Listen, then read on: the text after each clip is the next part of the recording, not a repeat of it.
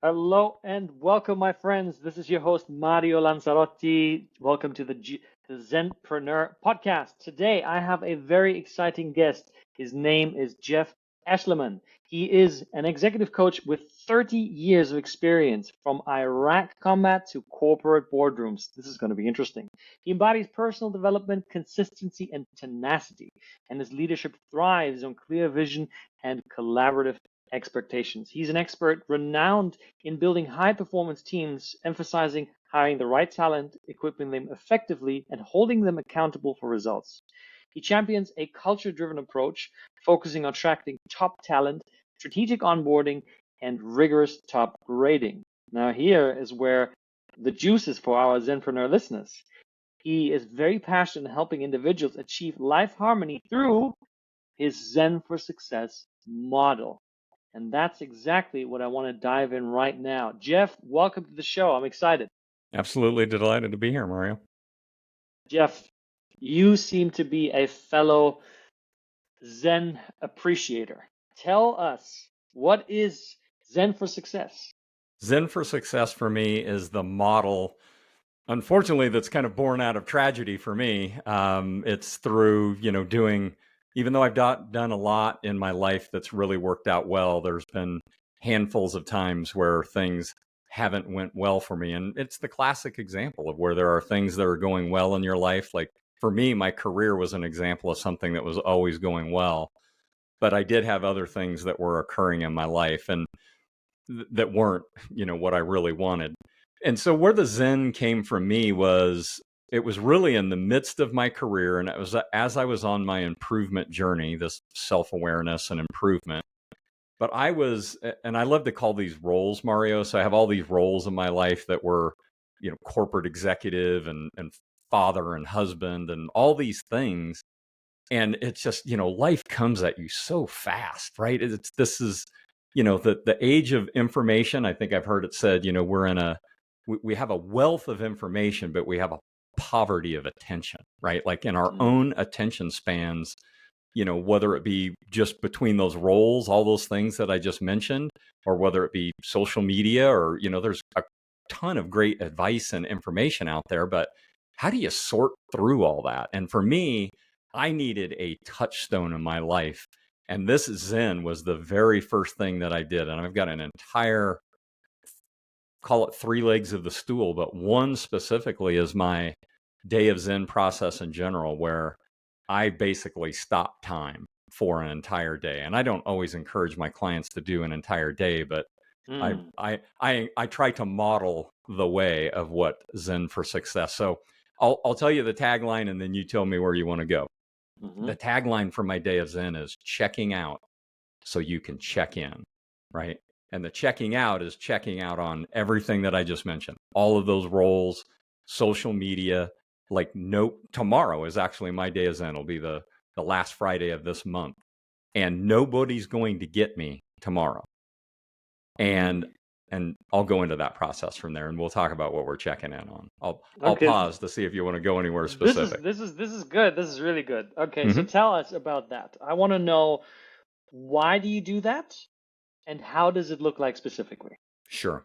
So first of all, I'll talk about the why, and I like to use the term white space. So it gives me white space to do 2 different things. One, when I say check out of my day to day, that means I'm not going to do a workout. I'm not going to the office. I'm not staying at my house.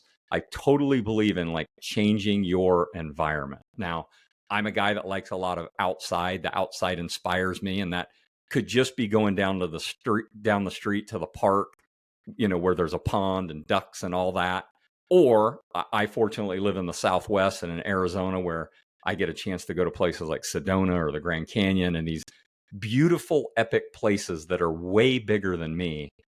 But even if I just go to the park, or you go to your local park, you can go there and get away from your day-to-day activities. And so that's a big part of the equation. So what it gives me white space to do 2 different things. One is a wholesale review of the previous month. Now, I have more written goals than anybody that I've ever met in my life. I haven't met everybody, but of the people I know, and I know a lot, I have more written goals than they do. It's because I found the secret to success, and it's in goal achievement, and I'm really, really good at it. So I review all of my goals, and I review all of my vital metrics. And vital metrics are things like how much money's in my savings account, how much money's in my 401k, what's my body fat percentage. I said that I was going to have this many masterpiece days in this previous month. That I get that many? So all of my vital metrics. And then I do, this is building out the plan for the next month. The question you asked me before we started airing was, how am I doing? And I said, crushing it, right? And I know that I'm crushing it because it's actually the third to the last day of the month right now. And I know where I'm at on my goals for this current month. But I also know that I have my day of Zen tomorrow, and I'm going to build a plan for this next month that I'm excited about before I've even built it. And by the time tomorrow ends and all those goals are laid out for this next month ahead of me, I am super energized about what's going to happen. So it gives me the white space to do the two different things: reflect and then speculate on the future and what can I do. Now, the second kind of white space it gives me is, because life is always coming at us really fast, right? We always think, like, I use these examples, like, so let's say you have a child and all of a sudden they start struggling in a particular subject in school, and you need to come up with some strategy around, am I going to commit the time to help them? Am I going to tutor, or the example that I've been using now a lot more in my life is I have aging parents. And so there's going to come a time where, like, they're going to need a different level of care, that kind of thing. And we tell ourselves, like, when things like this come up, like, when are you ever going to have time to just sit down and think about it? You tell yourself, like, oh, I'll do that on Saturday, right? Because it's not a work day. And in between the soccer game and the, my dinner date with my spouse, I'm going to take an hour and a half and I'm going to think about, my aging parents. I'm like, it doesn't work like that. Because even in between those things, you'll finally sit down in your sofa or your easy chair, and you'll put your feet up and you'll say, boy, that's the first time I've had that, in 8 or 10 days. And you're like, all of a sudden not remembering, that you need to do that 90 minutes. So anyway, those are the things that it gives me is really the white space. And I love the whole checking out the check-in part, because that checking in is on you. And the part we didn't even hit on right here is the physical you. What is your physical vitality? What is your mental vitality? And maybe if we can get into it, Mario, I'll even talk about my idea about being a hero, right? I love that. So if I understand it correctly, your Zen checkout day a month is essentially a day for awareness, where you check in with yourself. How am I doing? How am I feeling? You check in with your goals, your metrics. Have I been performing the way that I said I would? And then based on that, you then craft the plan for sort of the next month. Correct.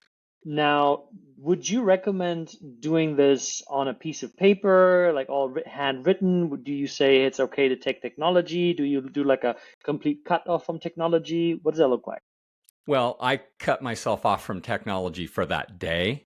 But, well, when I say cut myself off, I mean, my goals reside on a spreadsheet and documents, and I use that. But do you have a system in place where you could utilize that and not turn on your computer, where automatically you're going to start getting news feeds and, social media popping up in your face? Like, I'll touch my pocket right here that has my iPhone in it, right? So you have to decide for you, like, what's your relationship with your iPhone? Can it be in the same room with you? Can it be in the same house with you? Can it be right beside you? It's different strokes for different folks, right? Like it's whatever works for you, whatever resonates. Whether it be, for goals, I always like to start handwritten. There's something magical about when an idea journaling is a very powerful exercise to help you get to written goals. And so I always start my goals in handwriting, just like I do my journal, because I think there's something magic when something comes out of your head and it ends up coming off the end of a pen or a pencil onto a piece of paper. But then I do roll those written goals into a document that's much more professional and pretty. If we're going to talk about the one-page plan, we could talk about that as well. Yeah, there's a lot of things that I want to talk about. So I'm already enjoying this a lot. Let's talk about goals. Goal setting. You said you are the one person that you know of that has the most written down goals. Why is it important, in your opinion, to write down goals and to write down as many as possible? If I understand correctly, that's one of your ways of achieving those goals. Sure. Well, first of all, I would say the most possible is a me thing, right? And we can talk about that. The why is writing important because if Hmm. you're not articulating your thoughts out of your head and on paper, or the term that I love to use, Mario, is in a system, right? So if you have a trusted system, this is coming from an operations guy. So if you have a trusted system that you're following, just like my Zen is a part of the entire system. It's part of the magic of the entire program. And believe me, when I say magic all these times, I don't mean like the woo-woo magic. I mean like the beauty of when you're doing something well and when you expect results and they happen. That's what I call magic, right? Mm. So, so, um, so the I forgot where I was going with that now. Sorry. We were talking about goals, right? Writing down goals and Yeah. why you need to write down goals. And you were saying how when you don't write it down, it all stays in your head and there's no clarity around that. So, can you elaborate? What's the difference between the person that achieves his or her goals effectively and the one that doesn't? It's a combination of things. It's either the system, right? So part of the system is if you don't write your goals down, they're just rolling around in your head, and those are vague notions, right? And that doesn't mean that people don't get what they want when they think about it, but when you put it into a system and then you incorporate two other things, support and accountability. And when you have those things going on, and then the magic that we haven't talked about yet is personal development, right? So if there were any real magic in anything that we're talking about so far, it's when you write down a goal that is bigger than you are, right? That's a part of being a stretch goal, right? And when you write that down and you have to learn something new or do something new to achieve it, that is growth, right? And that's a part of the fulfillment of life is purpose, like living your life on purpose. There's an element of growth to that's why, when they do studies and they take apart people that live 100 years old, I mean, it's clearly, their nutrition and other things of that nature, but it's having something to live for. That's why, the average age of people who live past retirement, at least in the United States, it's an abysmally small number of years that people live beyond retirement, because if they don't have something, maybe that purpose that they got from their career, and they don't have a direction, it doesn't have a great outcome. So Good, purpose good and point. growth. Yeah. Great points, and I'm fully there with you. And now, before we dive deeper, there's a lot more that I want to ask you about this. I want to take a few steps back. I know that you are a man of the military and that you have had quite the wild experience in life, let's call it that. And you talk about having had an awakening in 2008. So, what I'm curious to understand, Jeff, is what happened that got you onto this path of Zen for success? Sure. It was, like one of these iconic moments where for me, it was a health situation. And I wouldn't even call it a health scare, right? Some people, you know, finally wake up when they have the heart attack and they don't die. Fortunately, I didn't have to get to that stage, but I was sitting on the crinkled up paper, at the doctor's office. And this is, 2008. So he was getting ready to write on an old school prescription pad a I don't know, a drug for like cholesterol lowering medication. And I was sitting there on his crinkled up paper, 125 pounds overweight. And I knew it was like a, it was like a switch in my head as I saw him writing on that pad. And I knew, Mario, before he tore that page off of that pad, that I wasn't going to get that prescription filled. But I Hmm. took it out of his hands and I walked out of his office with my proverbial tail between my legs. And I took that prescription home and I set it by my coffee pot. And I won't say out loud right now what I said in my head, but it was something along the lines of "you fat" and then another F word, right? You know that what got you here, right? Like, look in the mirror.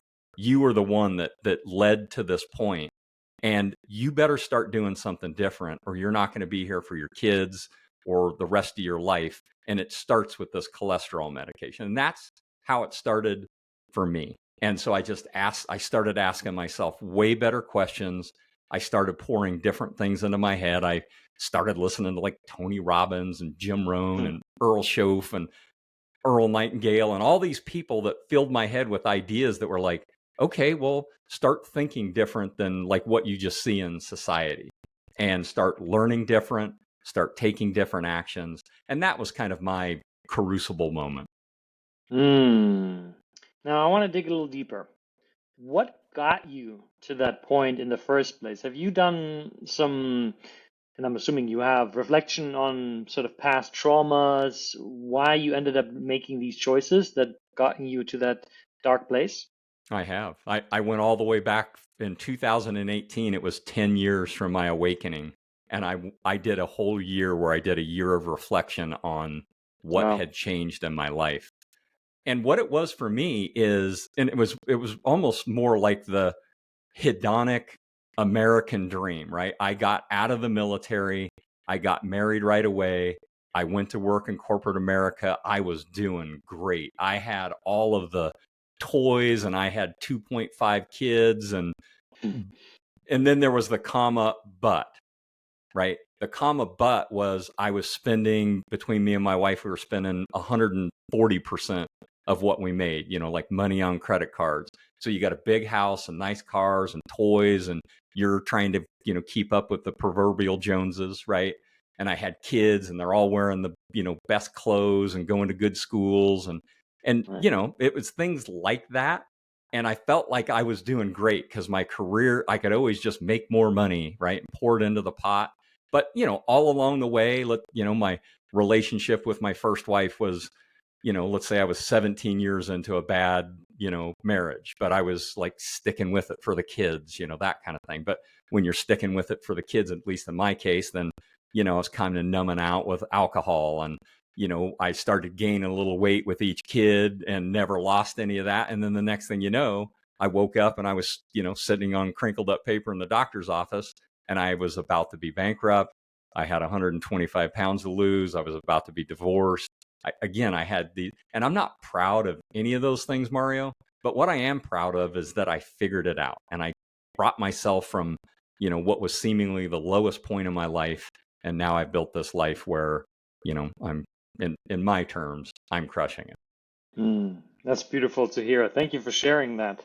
Sure.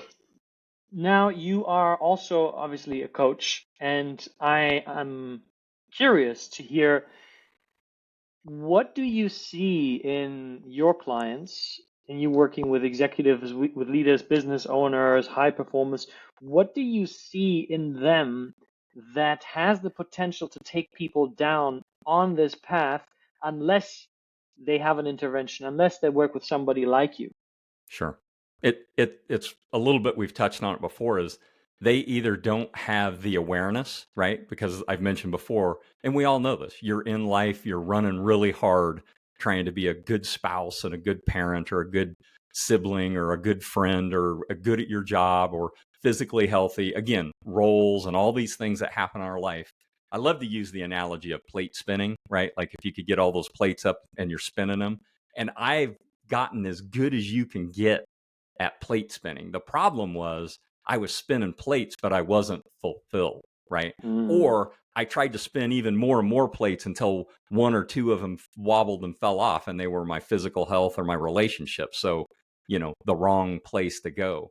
So, what I see in my clients is the same thing that I was seeing in myself, which is if you don't have awareness of where you are, and that's what I get from the Zen process, or if you don't have a clear vision of what you want out of life, and again, that's back to the one-page plan. That's what I call my North Star, and that's where my goals live. If you don't have that North Star and you don't have awareness, and then again, I'll use this word of system. If you don't have a way to systematize all that, and my way to systematize that at the most granular level is on a daily basis on a process that I call carpe diem, where I use the term operationalize. So you operationalize what you do on the one-page plan on a day-to-day basis with a carpe. So of course, carpe diem is seize the day, right? So what we do every day matters, and it matters way more than people give it credit for, right?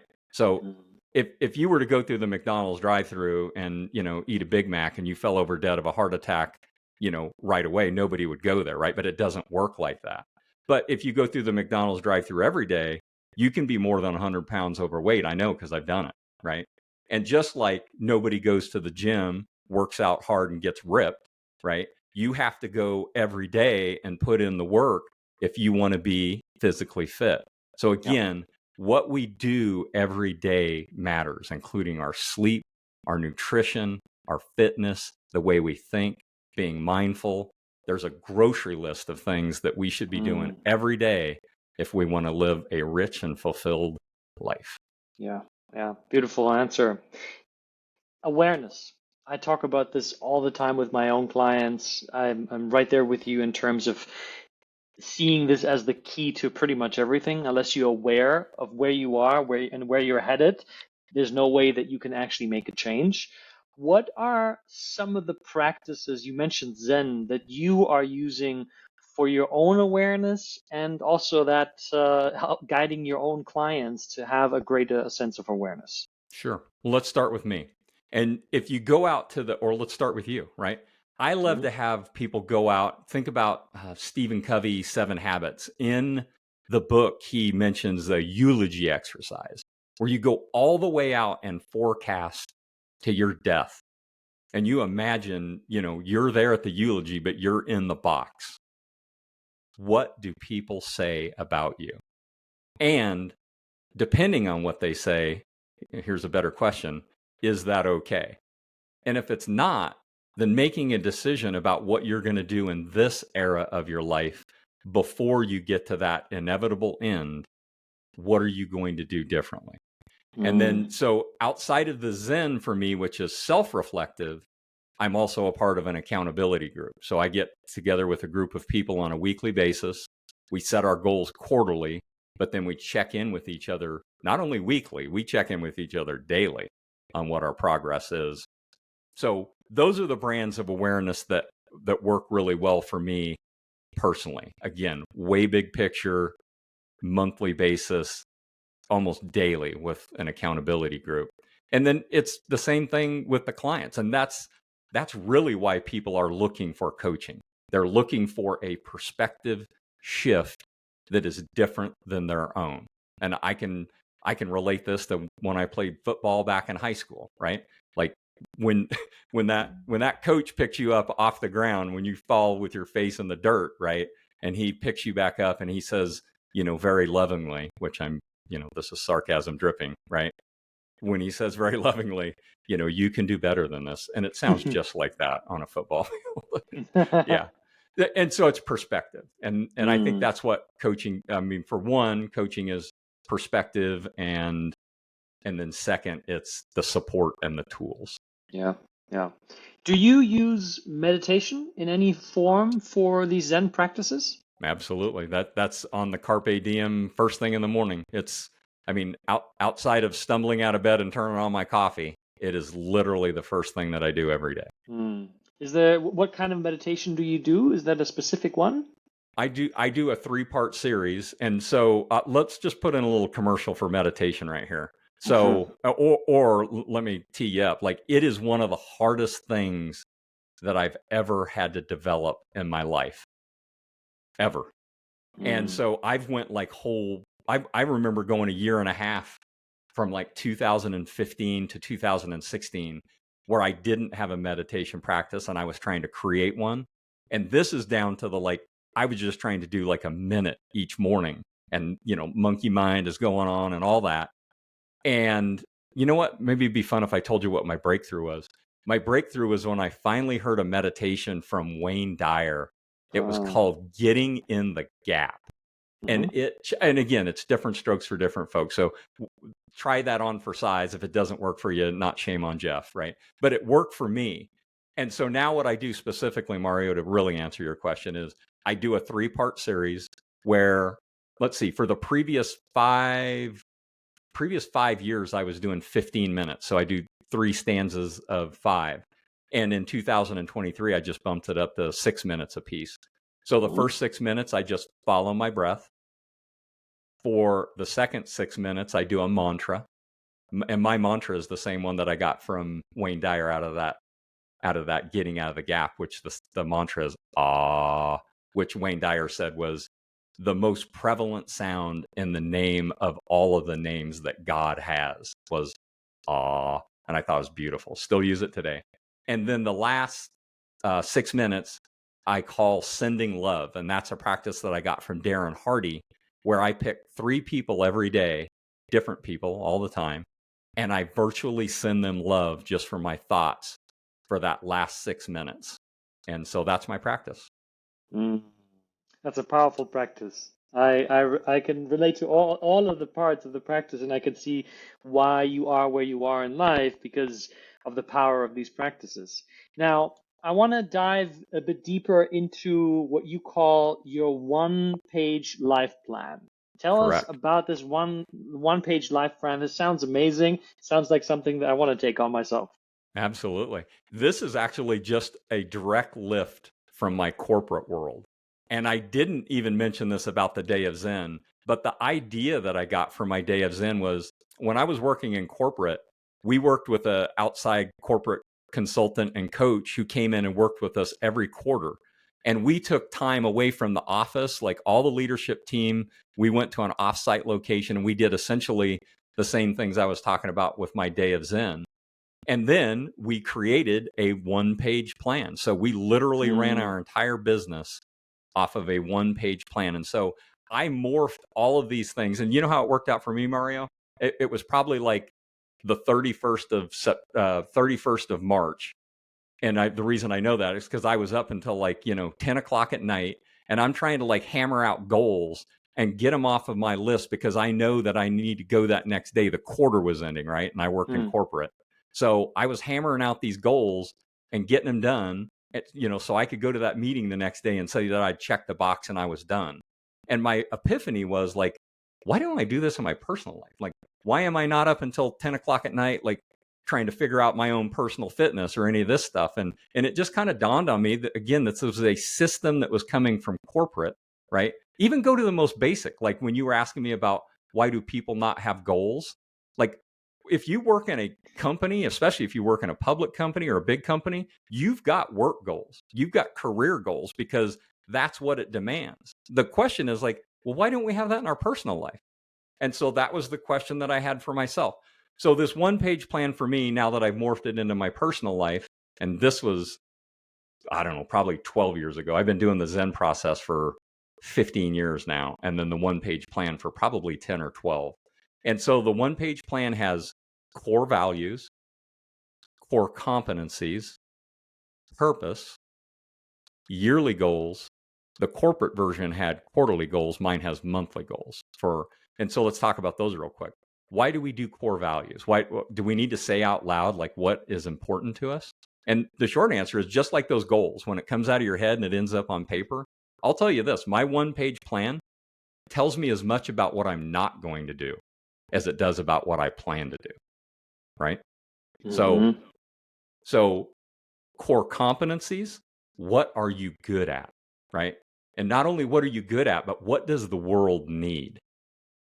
So if you can combine those two things, and then you can roll it into a powerful purpose statement. I have an entire paragraph that's my sole purpose in life and what I'm trying to do. And I love the tagline right at the very end because it summarizes my life in just a handful of words. And it says, I want to be happy with what I have, comma, while I pursue what I want. And I will live my entire life, and I'll die trying to do just that. The last thing you just said, I think, is so crucial to understand, because what I'm hearing in that is you're happy in the moment, you're appreciating what you have and where you are, and your happiness does not take away from your pursuit for more. Correct. But your pursuit for more doesn't depend on your happiness. Exactly. It's beautiful. So your pursuit for beautiful for juxtaposition. More, yes. And this is where 99% of the world is stuck. Right. They think if I'm happy where I'm at, I'm not going to pursue more, Right. right? And they And also think they delay happiness for later, like someday exactly, I'll, right? Someday exactly, I'll. exactly. Now, speak into the difference because clearly you are operating from a different engine that allows you to be happy with what you have while also continuing to pursue more. So how is that different from what we just described? Sure. And let's talk about one of these daily practices that comes very, very closely after Mm, meditation, which is gratitude. So here's what I ask my clients. Or if you go to my website and take the Harmony assessment, it's going to ask you about gratitude. So I say, do you have a written, daily, intentional practice of gratitude? And if you don't, you are missing one of the biggest things in life. Because when you can get your brain to focus on what you already have in your life, guess what you're going to get more of? When I went back across that whole 10 years and studied what had been different for me, the biggest thing was my own personal expectations. What I expected from me, what I expected from others that make me a better leader, and what I expect from the world. Now, does that mean that the world is, always a good place? No, it doesn't mean that. But if you start with your world and you make it a better place, guess what you're going to get more of? Better.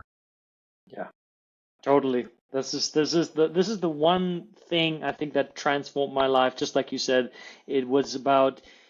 It doesn't necessarily change the physical circumstances right away, but it changes your experience of them. And when it Right. changes your experience of them, it changes the degree of power that you hold.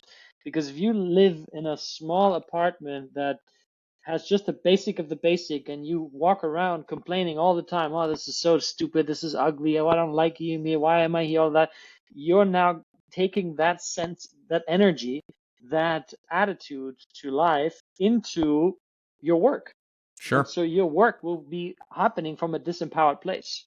And Right. so I love what you're using there. And I want to dive a little deeper into this one-page plan. Now you talk about purpose.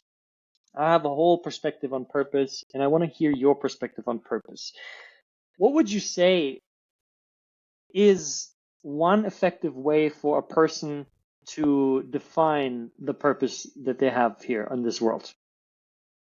The very best way that I've found is to go through, reflect. I have like 27.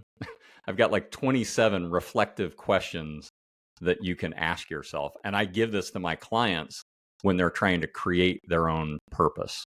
Yeah. But here's the biggest thing I would encourage people to reflect on is, what do you want in life that's bigger than you? So who do you want? What do you want? And what is bigger than you? The people in your life. What if you want to uplift others? If you want to be a good wife, if you want to be a good husband, if you want to be a good son, I want to be all of those. Well, I don't want to be a good wife, Mhm. but you know what I mean. So it's when you can craft purpose that has a mission that is bigger than you.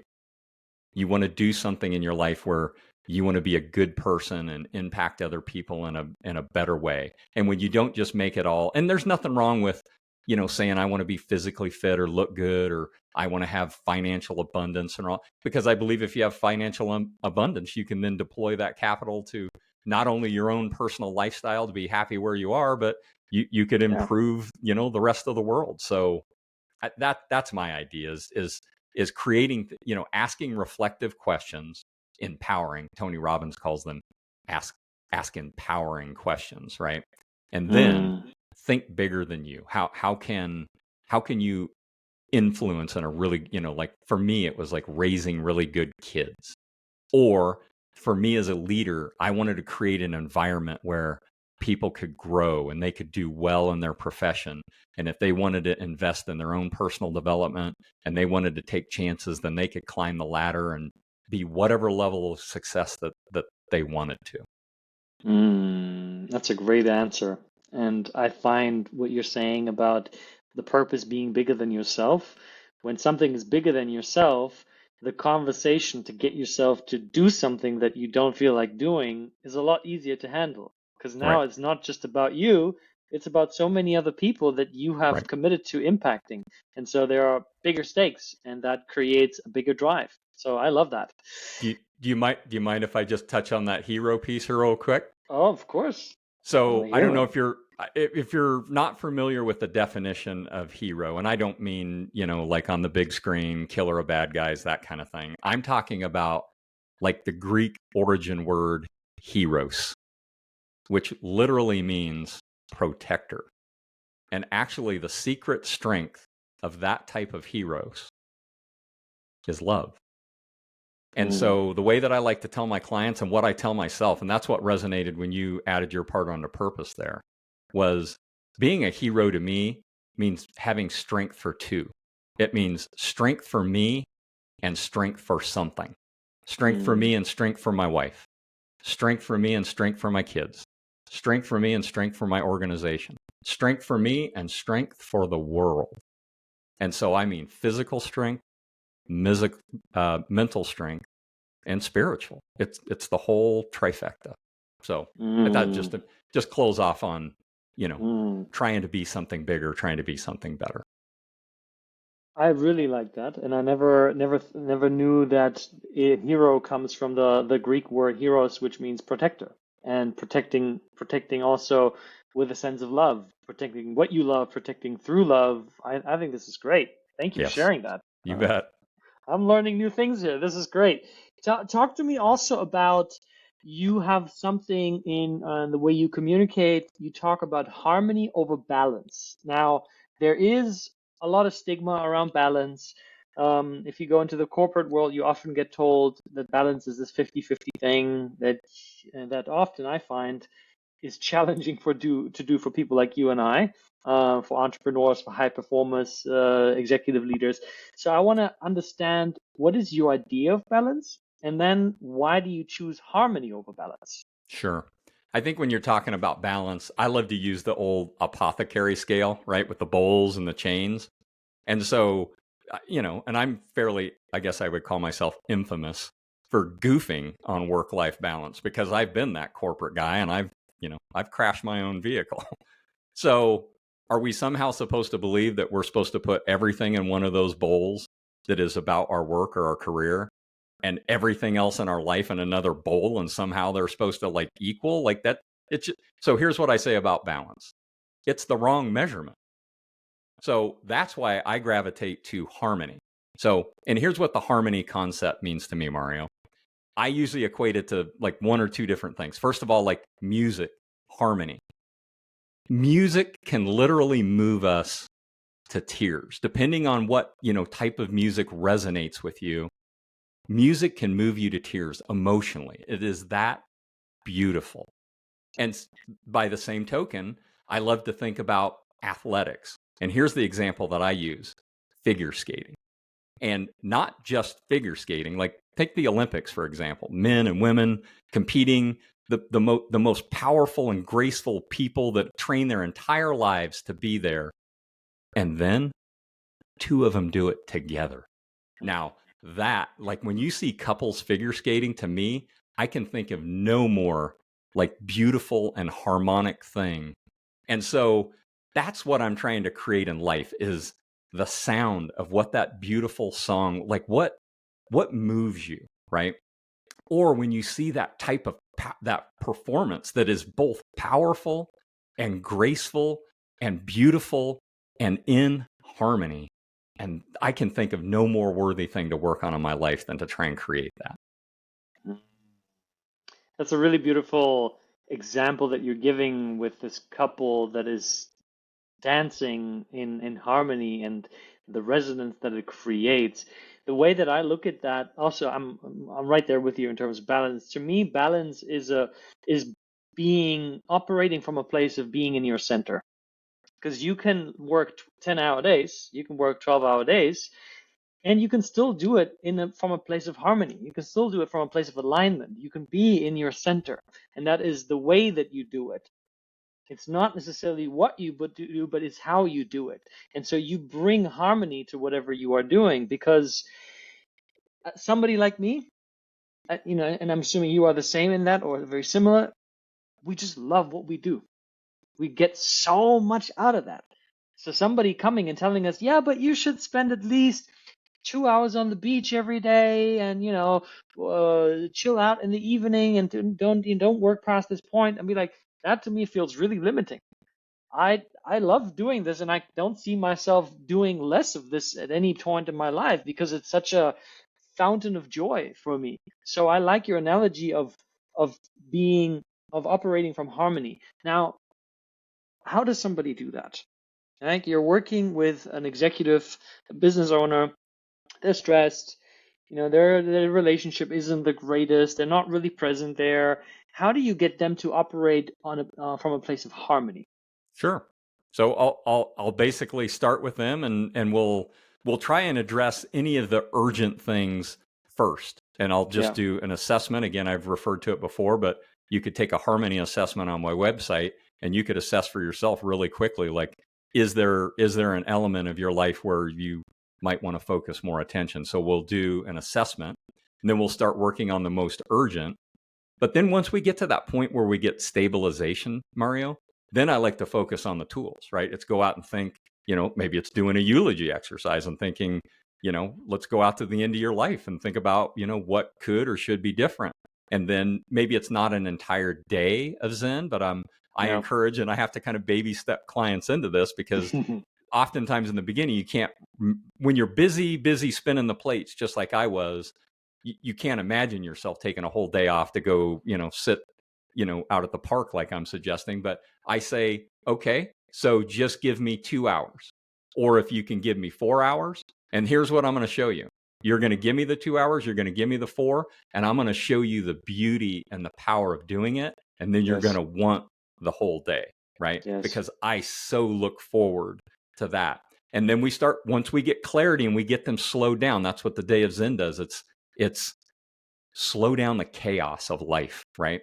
And then we start working on the 1-page plan. It's like, if you've done that eulogy exercise, and let's say you ask yourself some questions about what those folks were saying, I wish Dad would have played ball with me, or, whatever you hear at that eulogy that you don't like, well, what can we start doing different now? And if we can identify that in our core values and our competencies and things of that nature, then we can let that live out in our purpose. We can let that live out in our yearly goals, right? So that's what I do with my clients.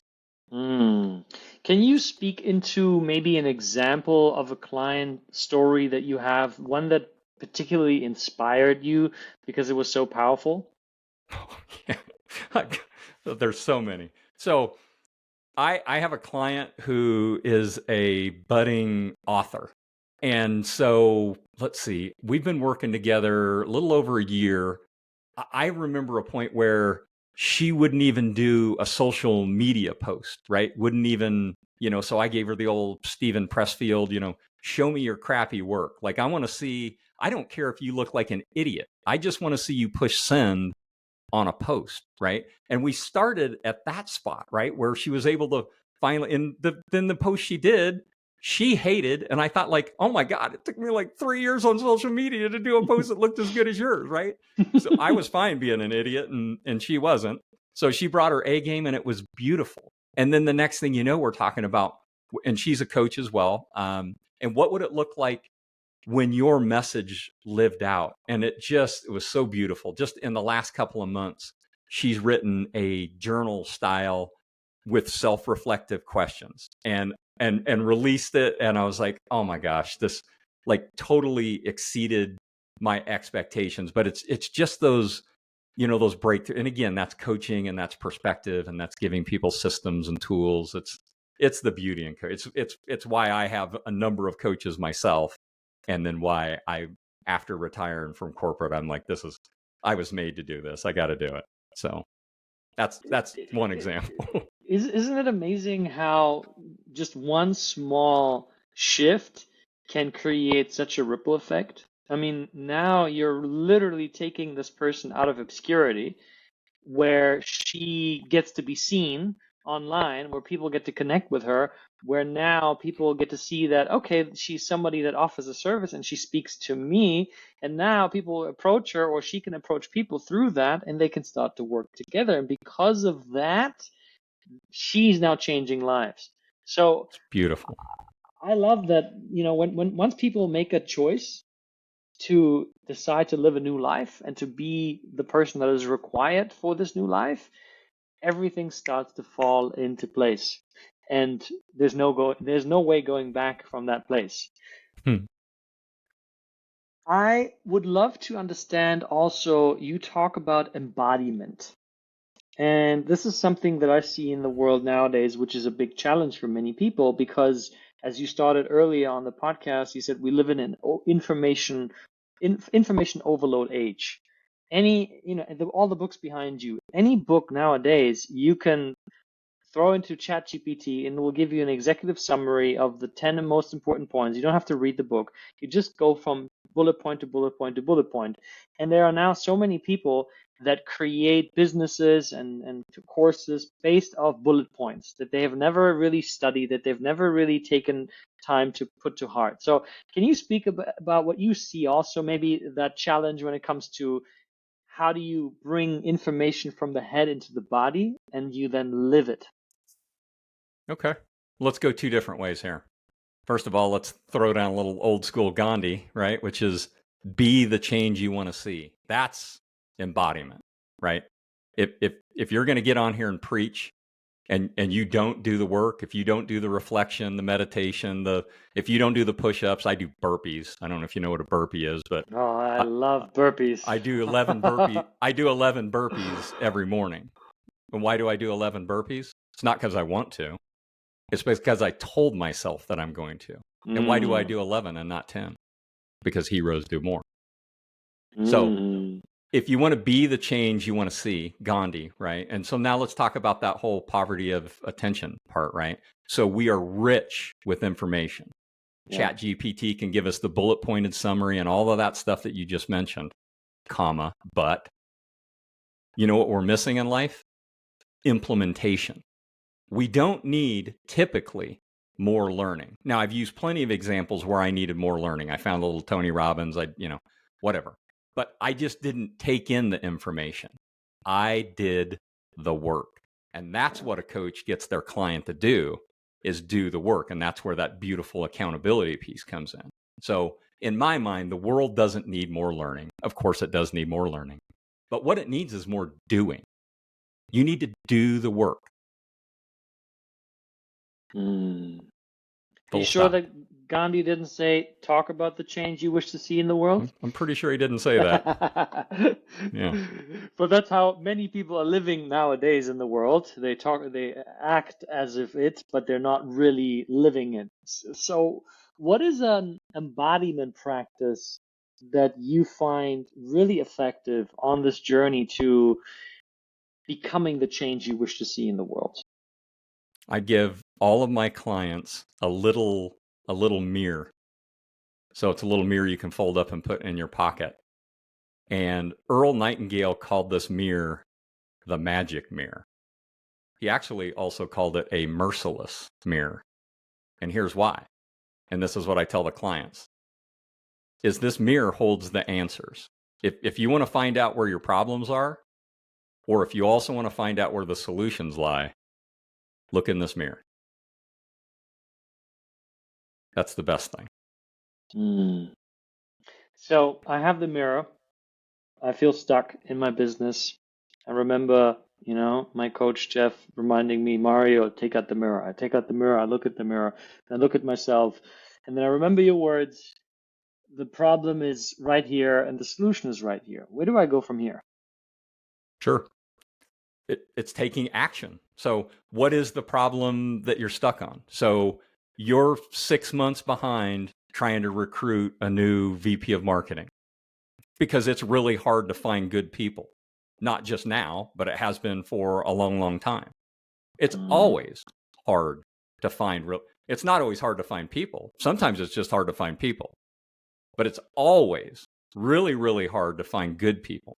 And if you're already 6 months behind on your marketing position, by the time you get your sourcing candidates and you're reviewing people, are you going to make one more bad decision about who your new VP of marketing is? Did you even decide in advance who your VP of marketing was? Do you have a job? I can't tell you how many corporate clients that I work with that don't even have a job description written for the role that they're sourcing. And not only just the role, if they don't have a job description, do they know the core values? What are the core values of their organization? Because if you don't go specifically try and hire a person who embodies the core values that you want in your organization, you might be searching for your next bad hire. And who wants to be, and that's how a CEO gets old. That's how you look in the mirror and you say, I'm screwing this thing up, because you're not intentional about the vision for your organization, who you are, core values, your product, your customer, your team. That's a CEO's job, is to cast the vision for all of those. Now, you don't have to do all of the work, maybe solopreneur style you do, but a CEO's job is to go cast that vision and create those, work with your HR team, create those processes. So to me, after you ask the reflective question, right? And again, Tony Robbins would say, ask an empowering question. The next best thing you can do is take action on it. Like, think differently. Go hire a coach, ask a mentor group, do something positive, fail forward faster, right? Like, that's the answer. Yeah. I like that answer. I think you've given a lot of great answers so far today. And as we come towards the end of our conversation, there's a couple more questions that I have for you. One is, how do you define freedom?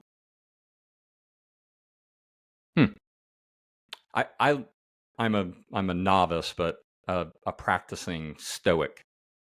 So Stoicism is all about the gap in between what happens and how you feel about what happens, right? So James Stockdale was flying a plane over, North Vietnam, and he took a missile and his plane was going down. And before he pulled that ripcord and popped out of that plane, he said, "I'm going into the world of Epictetus," right? He knew he had a long, perilous journey ahead of him, which would end up being like 8 or 10 years in a prison camp, one of the most horrific things that you can imagine. And he chose his response. And he said, "I'm going into this world." He was the most senior person that was in the Hanoi Hilton. And he never wavered, right? Even though he took, physical beatings and, near death, right? Never wavered on his commitment, because he was the most senior person. He was an American behind enemy lines. He was all of these other things. And he put all of that aside. And I would say he was living bigger than himself, right? He was living a mission that was bigger than him. And he made a choice. He knew that he was going into peril and likely death. And he said, "This is my mission." So we always have a choice, right? Like, Maslow style, the gap between, who we are being and who we could be. And there's another place that I could spend the rest of my life trying to cross that gap. And I will. I'll die trying. The freedom of choice, and really making the choices that you make conscious. That's what I'm hearing there. And choosing how do you respond to the world rather than reacting to the world. That to me is essentially the meaning of responsibility. Right? It's the ability to respond. And when you do that, when you live a life of full responsibility, you live a life of full freedom. So I love that answer. One more question that I have for you, which I'm curious how you're going to respond. If you could spend 1 hour of your time for maybe lunch with any person in the world, dead or alive, who would it be and why? It would be Jim Rohn. And so he is unfortunately dead.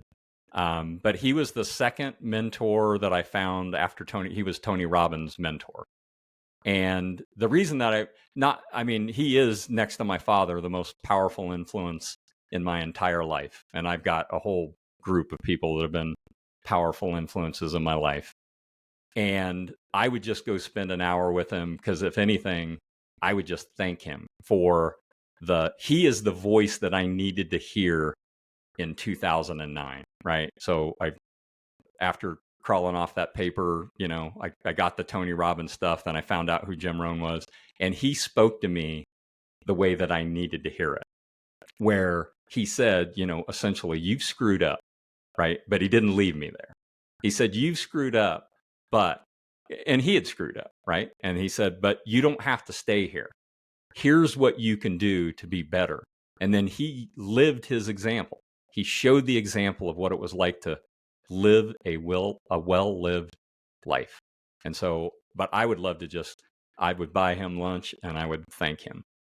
I will certainly join you for that conversation because just like you, Jim Rohn was the leading figure behind Tony Robbins, and Tony Robbins was one of the people in my life that has played a significant major role. So I love that. All right, beautiful. Jeff, you also have one thing for our listeners that they can tune into. Please tell us about that and how people can find it. Yep. The best way is to find me on my website. So that's jeffeschliman.com. It's up here on the screen, but it's Jeff and then Eschliman, ESCHLIMAN.com. And if you go on there, there's several different things you can do. You can contact me directly, but you could take a harmony assessment. We've mentioned that a couple of times, where you can just do your own personal evaluation of areas of your life that might need attention, and then we can use that you can use the information yourself to read some of the books, like sounds like we both have, Mario, or I can give you feedback on that. I've also got videos on my website that break down all three of these processes in a little bit more detail. So the one-page plan, the Zen for Success, and then we didn't get into it in great detail, but the Carpe Diem, right? Again, where you operationalize what's happening in your life. So the website's the best place to find me. Perfect. And you also have, what I understand, a monthly webinar that you're running. Correct. You can actually sign up for that on the website itself. Great. Beautiful. I will be sure to add all of that into the show note.